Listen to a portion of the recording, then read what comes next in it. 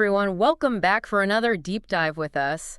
Today, we're going to be looking at something I think we all could use a little more of, confidence. Yeah. And we found this really cool article, Building Confidence is Easy, actually, by Richmond Donkor. Oh, yeah, I read that one. So we're gonna kind of break it down. We're gonna give you some practical strategies for building confidence that lasts. You know what I really like about this article is it kind of reframes what confidence is. It's Okay. not like this thing that you're just born with, Right. or that it's just for like the super outgoing people. Right. It's a skill. It's like a muscle you can build. Okay, I like that. So it is attainable then. Absolutely.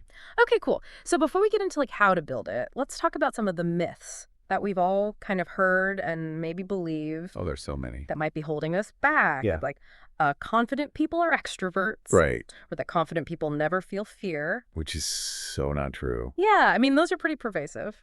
Yeah, and they can really damage, your self-belief. Mm-hmm. Take the extrovert one. Okay. Like you have to be the life of the party to be confident.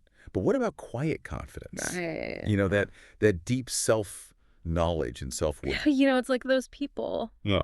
who can walk into a room and not even say anything, but they just have this presence. Right, exactly. Okay, so we're throwing out that confidence is a personality trait. We're embracing it as a skill, something we can learn. So how do we start building this confidence muscle? I know the article has all these actionable steps Yes. that seem actually doable, Yeah. unlike some of the other stuff you read out there. I think that's what's so great about this article. It really emphasizes starting small. So not these huge transformations, just little wins. Okay. Because those little wins will build and give you momentum. Okay, so like what? So for example, like if public speaking terrifies you, you're not going to start by giving a keynote address. Right. But maybe you start by speaking up more in meetings at work or volunteering to present just a small part of a project. Okay, yeah, that makes sense. That's actually achievable, not this huge, overwhelming thing. And each time you do that, you're not only building that skill, Mhm. you're proving to yourself that you can do it, Right. which will start to replace that self-doubt with evidence. Oh, I like that. Evidence instead of just like your own thoughts. Yeah, right. Okay, cool. So the article also mentions positive self-talk, like giving ourselves pep talks, Yeah. which sometimes can feel a little cheesy. I know, but it actually works. You're Yeah. essentially retraining your brain Okay. to think thoughts that are empowering. So instead of thinking, oh, what if I mess up? Right. I can say, what can I learn from this? Exactly. Or what's one thing I can do to prepare to feel more confident? That's a much better way to frame it. Yeah, I like that. Okay, so we're starting small. We're practicing positive self-talk. Yes. Oh, and the article also says we should celebrate our wins, even the small ones. Oh, yeah, this is important Yeah. because you get that little rush of excitement. Like dopamine. Exactly, dopamine. Right. And that reinforces those positive feelings. So it's not just about feeling good, No, it's like training your brain to seek out and celebrate those wins. which makes you more likely to take on more challenges. Absolutely. That's cool. It's like a cycle, a positive cycle. Yes, it is. Okay, so now I'm thinking we're starting small. We're doing positive self-talk. We're celebrating the small wins. Mhm. The article also mentions self-care. Oh, this is a big one. Yeah. I'm realizing now I don't do that enough. Yeah, it's easy to put it off, Yeah. to think of it as like a luxury or something. Right. But it's not. It's fundamental. Okay. Think about it.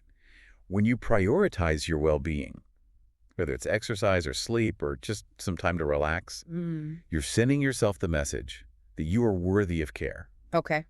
And that's self-respect. That's a major key to confidence. So it's not just about bubble baths and face masks. It's about taking care of ourselves in a way that shows we value ourselves. No. Okay, I like that.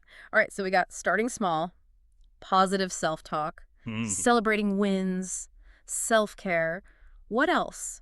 Well, Richmond also talks about viewing setbacks as opportunities for growth, Oh, not as failures. so like reframing those moments into Yeah. something positive. So instead of beating myself up for a mistake, I ask, what can I learn from this? What would I do differently next time? Exactly. Okay, so cultivating a growth mindset. Yes. All right, so now for something that maybe seems a little out there, but the article talks about visualization. Oh, visualization is powerful. Okay, so for people who don't know, what is that? Well, it's not just some new age thing. Olympians use it. CEOs use it. It's Yeah. backed by science. Okay, so what do we do? You create a mental picture of yourself succeeding, Okay, and that makes it feel more achievable. so like I'm picturing myself doing something Yes. and doing it well. Vividly imagine yourself handling the situation with grace and competence. So my brain can follow that. It's like giving yourself a mental dress rehearsal. Oh, I like that. Okay, so before we move on, I want to touch on one more thing that Richmond highlights. Having a supportive network. Oh, yes, this is so important. So these are people who believe in us. Yes, people who lift you up, remind you of your strengths when you forget. So they're like our own personal cheerleading squad. Exactly. Okay, so we have all these great tools for building confidence, but what about when things get rough? Life throws curveballs. How do we stay grounded and confident, even when we're struggling? Well, we're going to explore that after a quick break. Okay, so before the break, we were talking about all these great tips from Richmond Donkor's article. Starting small, positive self-talk, celebrating those wins, and of course, self-care. But let's be real for a second. Life isn't always easy. So how do we hold on to that confidence when things get tough, when those curveballs come our way?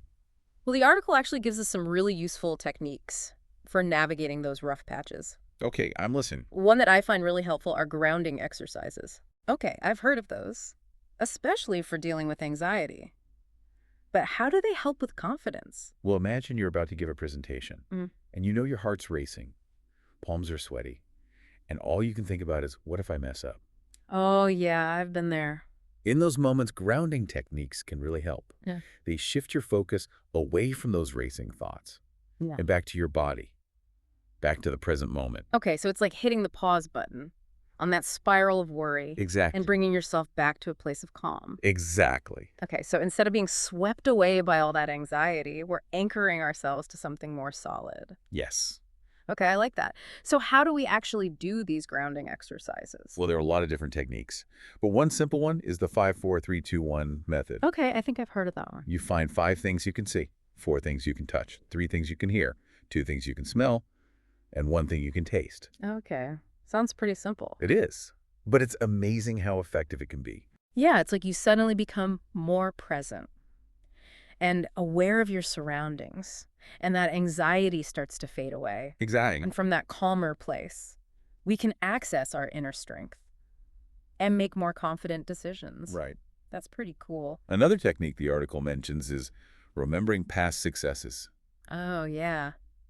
I like that one. It's like creating a highlight reel in your mind of all the times you faced a challenge and came out on top. It's like reminding yourself, hey, I've done hard things before. I can do this too. Exactly. I can totally see how that would boost your confidence. And sometimes we can feel physically intimidated. Oh, yeah, like walking into a big meeting. Yeah, or giving a presentation. My heart always starts pounding. Yeah. And I just feel like everyone can see how nervous I am. Well, that's where body language comes in.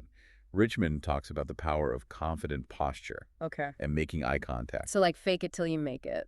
It might feel like that at first, but there's actually a real mind-body connection there. Okay, what do you mean? When you stand tall, Yeah. shoulders back, head held high, you're actually sending signals to your brain Oh, wow. that influence your emotional state. So it's not just about looking confident on the outside. Yeah. It's about actually feeling more confident on the inside Exactly. because of how we're holding ourselves. It's like your body is telling your brain, Yeah. hey, we got this. And then your brain starts to believe it. Exactly. That is so cool. I'm definitely going to try that. Okay, so I think we need to address the elephant in the room. Fear. Yeah. What do we do when we feel that fear? Well, Richmond suggests a really interesting reframe. Shift from fear to curiosity. Okay. So instead of focusing on what might go wrong, Hmm. ask yourself, what can I learn from this experience? Oh, I like that.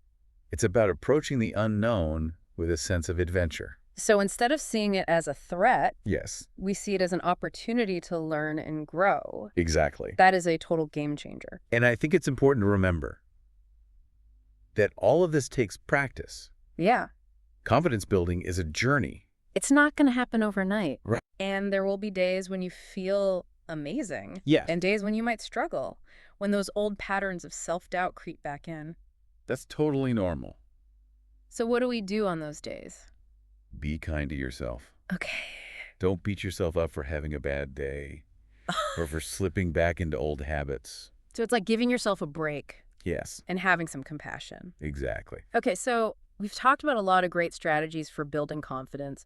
But why is it even important? What are the benefits of feeling more self-assured? That's what we're going to talk about next. Okay, so we spent this whole deep dive talking about how to actually build confidence. Yeah, all these different tips and tricks from Richmond's article. Right, but let's talk about the why for a minute. Why is it so important to feel confident? I think that's where it gets really exciting. Because confidence isn't just about feeling good. Right. It's about opening up all these possibilities in your life. Okay, I like that. It affects everything, your career, your relationships, your resilience, even your happiness. Wow. Okay, so break that down for me. Well, let's start with your career. Okay. When you're confident in your abilities, you're more likely to go after new challenges Huh. or ask for that promotion or negotiate a better salary. Yeah, because you actually believe you deserve it. Exactly. And you're not afraid to put yourself out there. Right. And it's not just about getting ahead at work.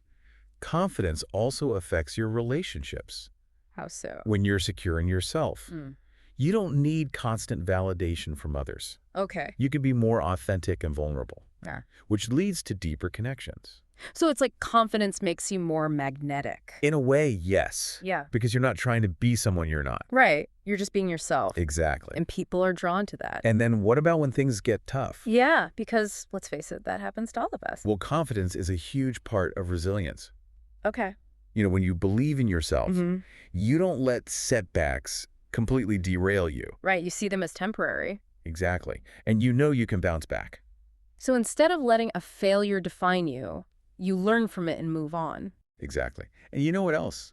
What's that? Confidence can actually make you happier. Really? How? Well, when you're confident, you're more likely to accept yourself, Right. flaws and all. You're less critical of yourself. And you don't get caught up in that negative self-talk. So it's about being kinder to ourselves. Yes, and that can lead to greater peace and happiness. This has been such an insightful conversation. Richmond's article really gave us a lot to think about. It really did. So as we wrap up, what's the one key takeaway you hope our listeners remember? I think it's that we all have the power to build our confidence. It's not some magical quality that some people have and others don't. It's a skill we can develop. Exactly. So what's one small step our listeners can take today? Maybe it's practicing some positive self-talk or setting a small, achievable goal. Or just taking a few minutes for self-care. Whatever it is, just take that first step. And remember, building confidence is a journey. There will be ups and downs, but the rewards are so worth it. I completely agree. Well, that's all the time we have for today, but we hope you found this deep dive helpful and that you feel inspired to start building your confidence and creating a life that you love. Until next time,